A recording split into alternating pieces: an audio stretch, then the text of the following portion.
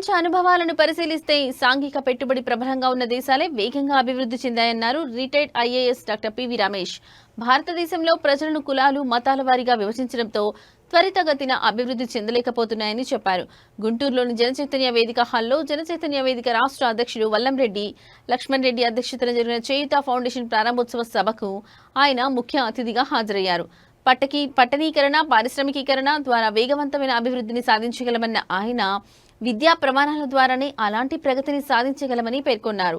భారత సమాజంలో ఆర్థిక అసమానతలు తగ్గించడానికి చేయుత ఫౌండేషన్ లాంటి సంస్థలు ప్రధాన పాత్ర పోషించాలని పిలుపునిచ్చారు. అలాగే నైపుణ్యం గల విద్యను ప్రతిభ గల పేదలకు అందించాలని ఆయన కోరారు.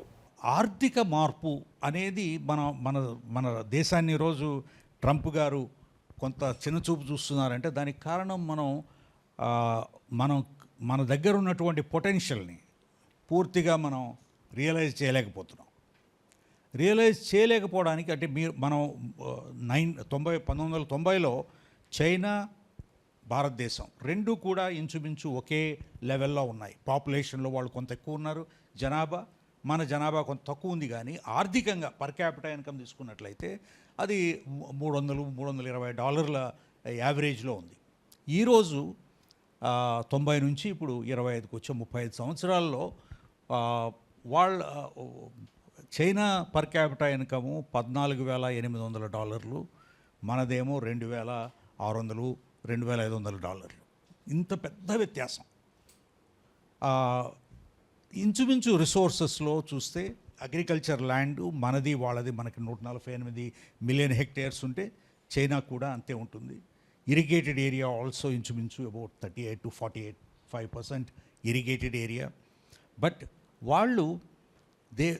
China has now become a manufacturing powerhouse, technological powerhouse. It's become a world's factory. Today, nearly 70% of the people are in cities.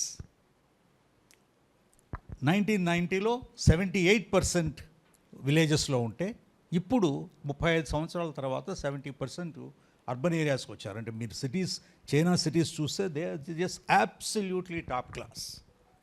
Every city, any town is an absolutely top class. It's not అక్కడ స్లమ్సో లేకపోతే అక్కడ గుంటలో.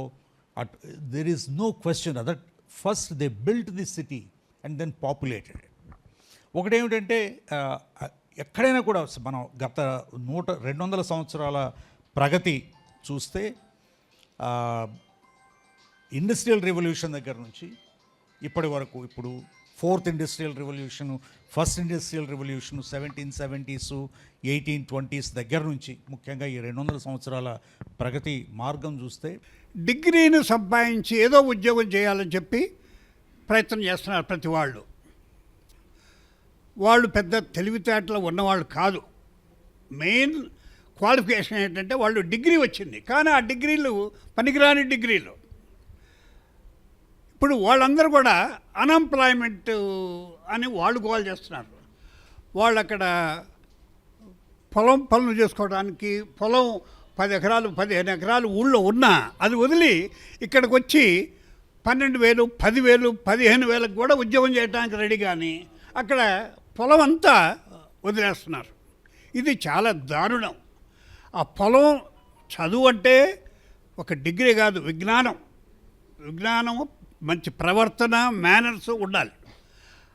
దానికోసం చదువు అన్నారే కానీ చదువు అంటే పూర్తిగా ఉద్యోగం కోసం అనేది కాన్సెప్ట్ కరెక్ట్ కాదు. కానీ ప్రతి వాళ్ళు కూడా చదివితే నాకు ఉద్యోగం రావాలి, దానికోసం కాంపిటేటివ్ ఎగ్జామ్స్, ఎంత గవర్నమెంట్ మాత్రం అవసరం లేని ఉద్యోగాలు ఎట్లా ఇస్తారు? ఎక్కడి నుంచో డబ్బులు వసూలు చేస్తారు? అవి మన దగ్గర నుంచే వసూలు చేయాలిగా. They will be a burden for the governments also. అందువలన ఈ కల్చర్ కూడా కొద్దిగా మారాలి.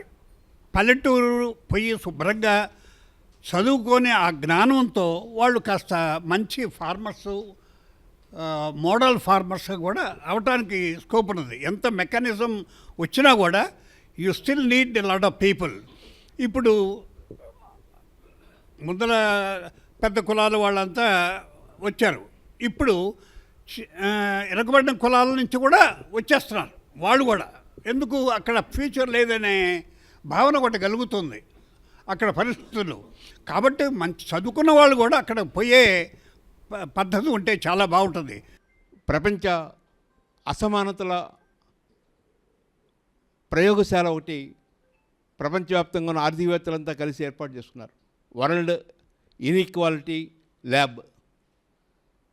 ఆ ల్యాబ్ ఏం చెప్పిందంటే, పరిశోధించి ప్రపంచంలో అత్యధికంగా అసమానతలు ఉన్న సమాజం భారత సమాజం అని, భారతదేశం అని, భారతదేశంలో ఉన్న 1% వ్యక్తుల చేతుల్లో, భారతదేశంలో ఉన్న సంపదలో 40% సంపద ఉందని, భారతదేశంలో ఉన్న 1% వ్యక్తుల చేతుల్లో 23% జాతీయ ఆదాయంలో వారికి వాటా ఉందని స్పష్టంగా తెలియజేసింది. అట్టడుగున్న 50% చేతుల్లో 6% మాత్రమే సంపద ఉందని, 15% మాత్రమే జాతీయ ఆదాయాన్ని పొందుతున్నారని తెలియజేస్తుంది. సో ఈ నేపథ్యంలో ఈ అసమానతలు తగ్గించడానికి, అట్టడుగున్న వర్గాలకి మేలు చేయడానికి చేయూత లాంటి అనేక సంస్థలు అవసరం భావిస్తూ ఉన్నాను. చేయూత ఫౌండేషన్ ఇటీవలనే రిజిస్టర్ అయింది. డాక్టర్ పివి రమేష్ గారు ఆ సంస్థకి చైర్మన్గా ఉన్నారు. పెద్దలు డొక్కా మాణిక్యవర ప్రసాద్ గారు ఆ సంస్థకి వైస్ చైర్మన్గా ఉన్నారు. మిత్రులు కెఎస్ లక్ష్మణరావు గారు ఆ సంస్థకి కోశాధికారిగా ఉన్నారు. వీరితో పాటు కన్నామాష్ గారు, ధనుంజయ్ గారు, ఇలా అనేక మంది, మొత్తం 13 మందితో ఆ కమిటీ ఏర్పడింది.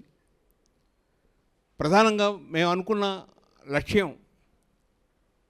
సమాజంలో బాగా చదువుకొని ఒక స్థాయికి వచ్చి ఇంకా చదువులను ముందుకెళ్ళాలంటే వారికి ఉన్న ఆర్థిక పరిస్థితులు అడ్డంగా మారిన స్థితిలో అలాంటి వాళ్ళని ఎంపిక చేసుకుని వారికి మేము ఉన్నామని వారికి అండగా ఉండి వారు చదువులన్నీ పూర్తయ్యేదాకా వారికి మంచి ఉద్యోగం కానీ మంచి స్థిరంగా జీవితంలో స్థిరపడే వచ్చేంత వరకు సహాయం అందించాలనేది ఉద్దేశం.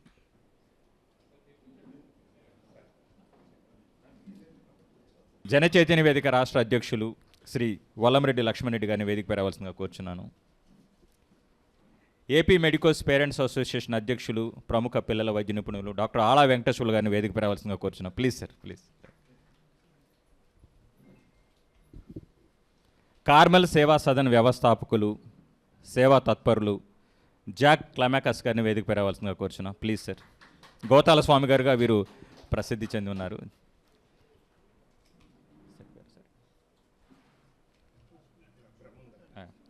టీజీపీఎస్ కళాశాల సెక్రటరీ శ్రీ బ్రహ్మం గారిని వేదికపై రావాల్సిందిగా కోరుచున్నాం. Please sir. రండి బ్రహ్మం గారు.